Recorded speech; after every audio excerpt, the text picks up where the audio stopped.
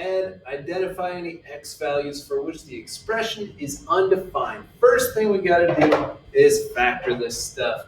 The only thing we can factor is this first denominator. So we'll have x minus 1 on top. Denominator factors out to x plus 2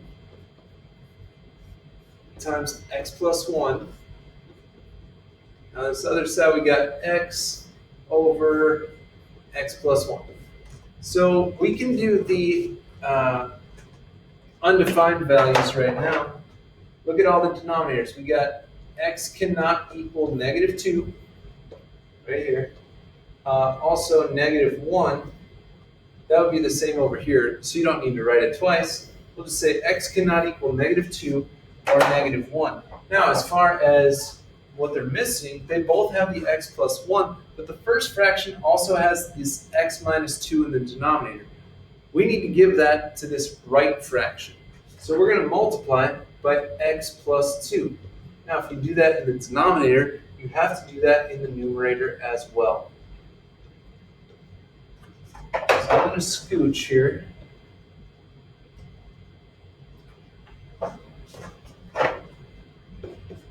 So our new numerator, we're going to have the x minus 1, plus we're going to have this other stuff. So if I multiply the x by both of those, I would say plus x squared plus 2x. All of that is over the x plus 1 times the x plus 2. Now we can clean up that numerator a little bit. So that would be x squared. Let's see, I've got x plus 2x is 3x. X squared plus 3x minus 1 over x plus 1 times x plus 2. Now, there are no factors of negative 1 that add up to 3. So we can't simplify that anymore. That would be simplified all the way. X could not equal negative 2 or negative 1. Now this second one is wild. So let's factor this out. We got x, we got the x plus 3. Now on this right one, we've got negative 18. Denominator is a difference of squares. So that will factor to x plus 3 times x minus 3. Now what is that first fraction missing in the denominator that the second fraction has? It's missing the x minus 3. So we're going to need to multiply that on top and on the bottom.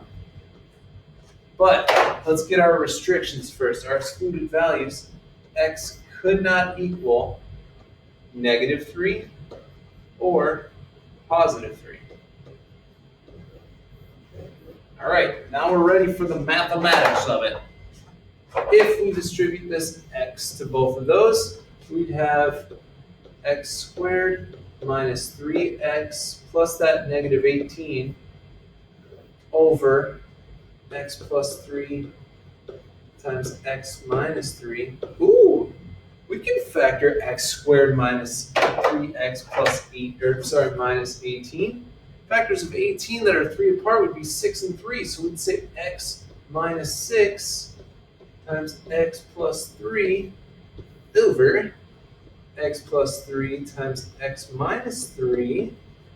Oh, they both have an x plus 3. So those will cancel out. Let me move over a little bit. Our final answer would be x minus 6 over x minus 3. Aren't you glad we did those excluded values earlier? Because otherwise we would have missed the negative 3. So I have 2 that I'm going to start the next video with. But I want you to try these 2 out, see if you can do them, and we'll start the next video with these 2.